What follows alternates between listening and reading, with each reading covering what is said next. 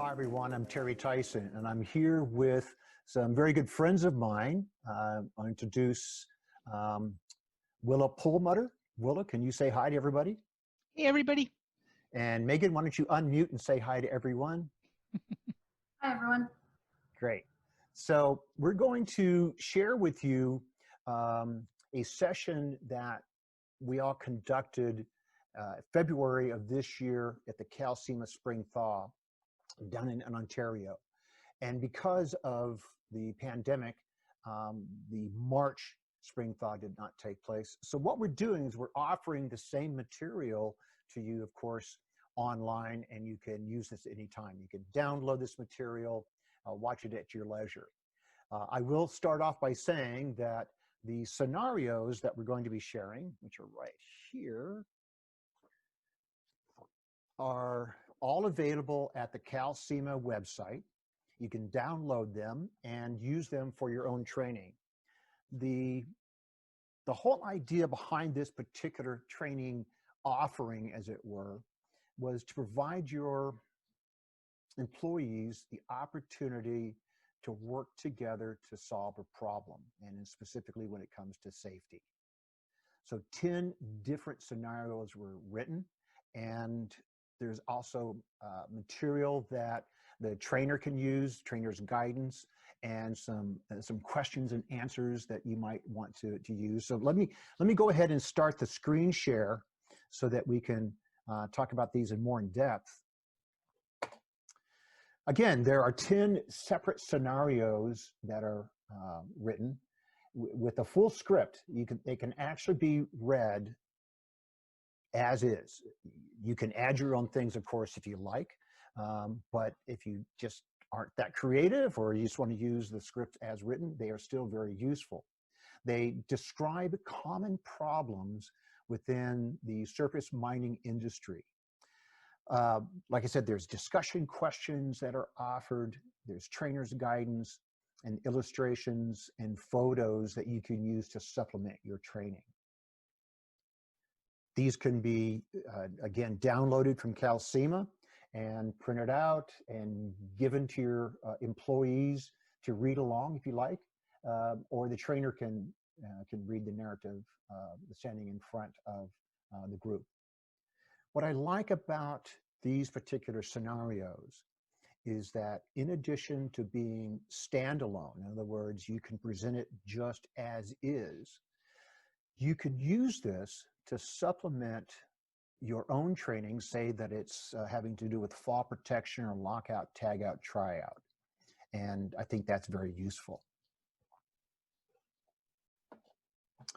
Here are just some of the topics that are covered in these scenarios, and a lot of them overlap.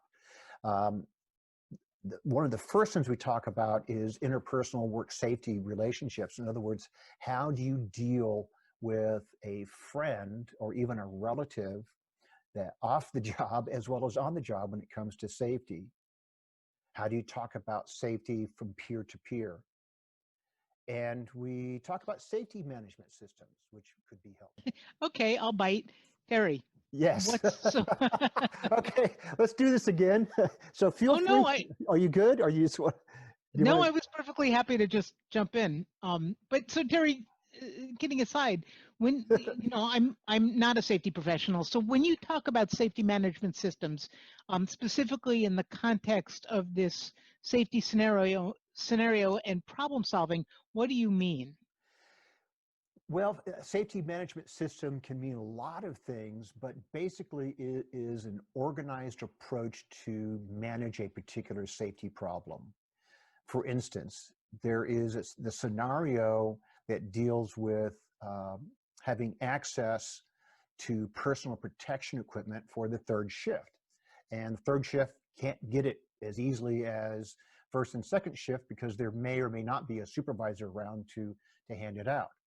So the trainees are asked to create a simple system to make that PPE available to everyone, whether it's it's in a locker and you sign out for it, or there's a vending machine or whatever. So yeah, that's what the folks try to create, a real simple safety management system to handle that problem. One of the ones that that Megan will be talking about later on deals with safe job planning and looking at the different job steps that you undertake to complete an entire job. And it's usually made up of, small tasks. And how do you organize that for safety? We cover lockout, tagout, tryout, and this is another one of examples of using this particular scenario to support your existing lockout, tagout, tryout training. Fall protection is touched on, as is confined space procedures. There's mobile equipment hazard recognition, as well as dealing with a situation in which the people and machines and vehicles commingle, and how do you manage that, and how do you handle that so that people don't get injured or run over. We touch on heat illness as well, and I particularly like this one. It's relatively complicated. In the way it's organized is that an employee is given, I think, 3 to 4 jobs to complete during the day, and he knows it's going to be hot. He knows it's going to be hot by, say, 3 o'clock in the afternoon. So he is given the opportunity to plan the hottest job at the earliest part of the day and the coolest job at the hottest part of the day, et cetera, so that at when it's 3 o'clock in the afternoon, his work is, perhaps indoors under shade. And that goes along with, of course, not only heat illness, but job step planning. We also touch on working alone and how to deal with that. Well, I'm going to have Megan talk to us about scenario number 3 that's entitled All for One and One for All. So Megan, why don't you take it? So this particular scenario deals with a conveyor repair job that involves a small splice on the conveyor. It's only about 12 inches long on a 36-inch wide conveyor, and also installing some lagging on the head pulley of the conveyor. There's a local disconnect and jog switch there, so they don't have to run back and forth to the MCC room. But what this scenario does is it sets the group that's working this problem into how to communicate with each other regarding the pre-job planning. So would you repair the lagging on the head pulley first, or repair the belt splice first? Why or why not? And then when they go to repair the head pulley, if they have to jog the motor, obviously they have the guards removed. So that also ties into, are they safely distanced from the head pulley, and just gets the team working through some of those safety implications of the job that needs to be done, and also increases the communication among the team so everybody's on the same page, which is always important no matter what kind of job you're doing. Megan, have you presented this for your own folks? Yeah, we worked through it in a couple of the annual refresher training situations when the scenarios were first published. And what was the reaction, or how did the trainees handle that? Were they able to get it pretty easily, or did you have to facilitate their thinking and guide them to the correct answer? No, it really was. It's a standalone component of the overall training program.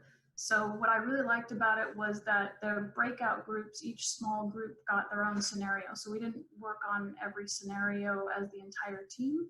And then each table, so to speak, would talk about what they discovered and how they would perform the job, or what some of the highlights that learning points that they took away from the scenario were after the fact for the broader group. So I think that sharing is important when you're trying to bring people together so they start collaborating better. Hey, Meg, I know that some of the steps that are involved, or some of the considerations that are implicated by this particular scenario, also have some federal regulations that, MSHA has requirements for how these kinds of jobs need to be done. Is that something that you give to the employees? Is that part of the problem as it's presented to them, or is that something that you maybe don't deal with at all in this particular context? I think that with this particular scenario, a lot of tidbits are given. They're hinted at, if not spoken of directly. And the team, based on their experience level, is really what'll call out their, expertise with those federal requirements or the MSHA specific requirements. And when they go to discuss it with the broader group, if they haven't particularly highlighted something, then the facilitator can tag on and say, well, what about this? What about that? And then get a larger discussion going. So it's almost a benefit if they don't see 100% of every angle when they're working through these things, that it really takes that discussion into it. And that makes sense. Yeah, and I think one of the benefits of this particular, not just this particular unit, but this whole approach for training is not necessarily coming up with the absolute correct answer. But one of the benefits of this whole exercise is to get people to talk and to share and to interact with safety in mind. And I think that's why I like these scenarios so much. And I'll continue to use them and expand on them, because it's a bit of a challenge. The guys have to think, but at the same time, they're discussing some very serious things, and the answers aren't always so easy. And I really like these scenarios a lot for that. Have either one of you gotten feedback from the trainees in terms of how they're responding to this method of teaching? Megan? Yeah, the classes that I've taught, there have been a handful of classes using these, have all had very positive feedback. Great. Yeah. I think whenever you have the folks as trainees interacting with each other, there's a benefit to that. Yeah, and I will mention too that I had the the opportunity to present this at a client site several days in a row, and it never got boring for me. So that was kind of nice too. But the guys did like it. But it also, again, you can do this several different ways. You can do this as team exercises, or like one scenario for everyone, or break it up into, you got 5 scenarios, you got 5 teams. And I mixed it up a little bit just because I wanted to see what the reactions were. So I had in my classroom, the last day that I was presenting this last year, was I had like 10 teams, and we had every scenario was given to 2 different teams. So in other words, we had 2 teams with the same scenario. I guess that's what I'm trying to say. And to see if there were any differences in their responses or their ideas. And yeah, so I thought the reaction and response was great.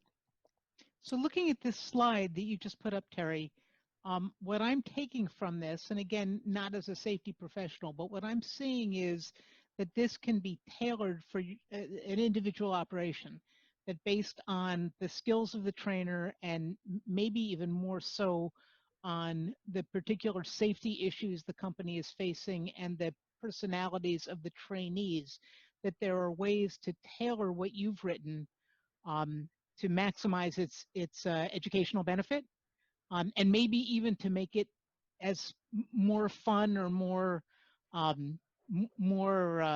attractive to the trainee groups. Am I saying that right?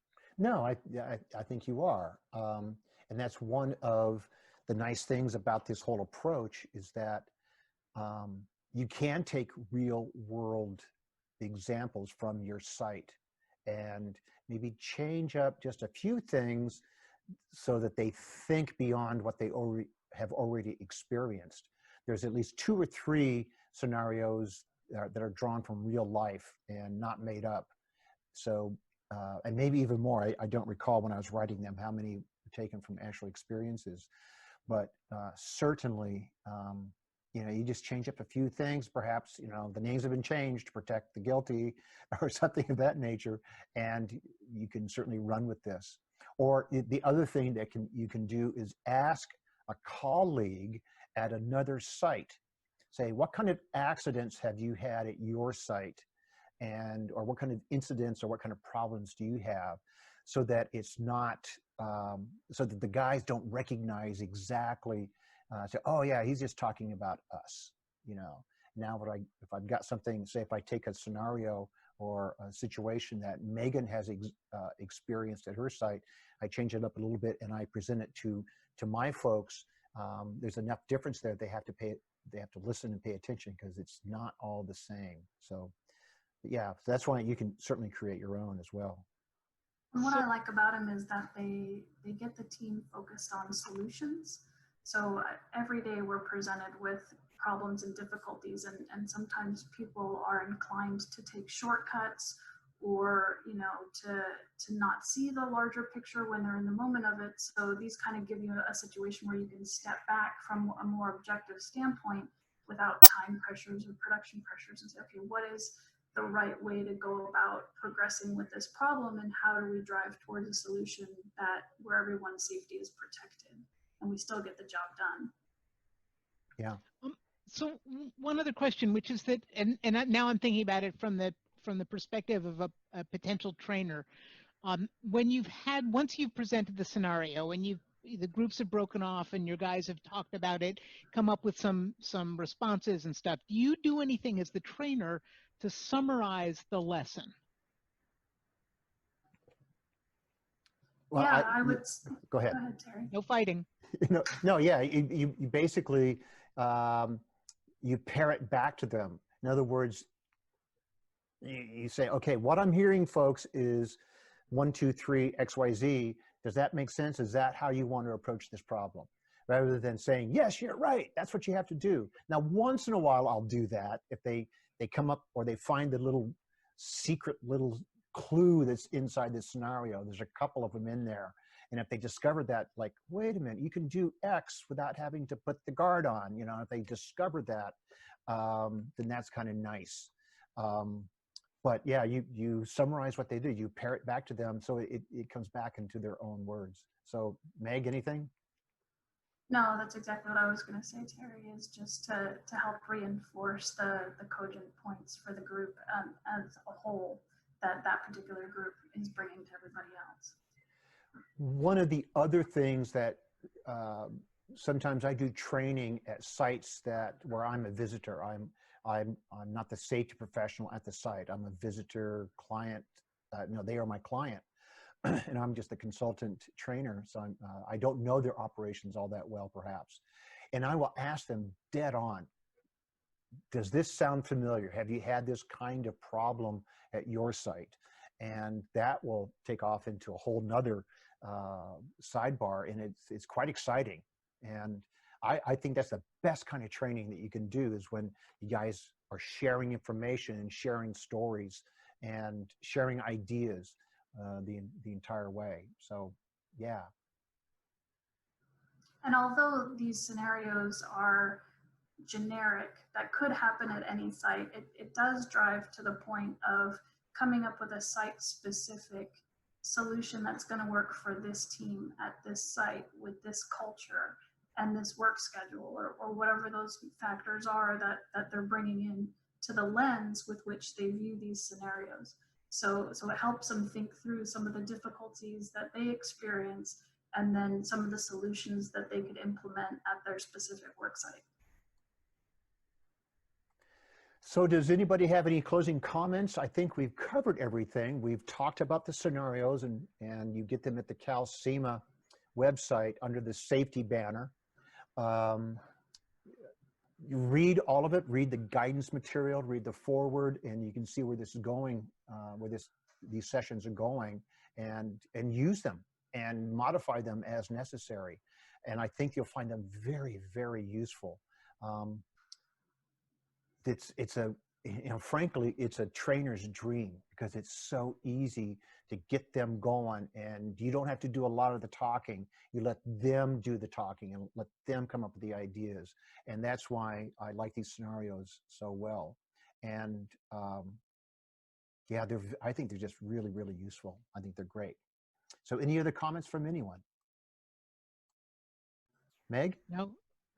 You good? Not from me, Terry. Thank you for developing these, and I hope the membership finds them useful when Yeah. they're training. Yeah, thanks. And I'm going to go ahead and close this. And I want to thank everybody for watching. And yeah, so download, use them. They're great. Have fun. Thanks. Bye-bye. Be Bye, safe. everybody. Bye. Bye.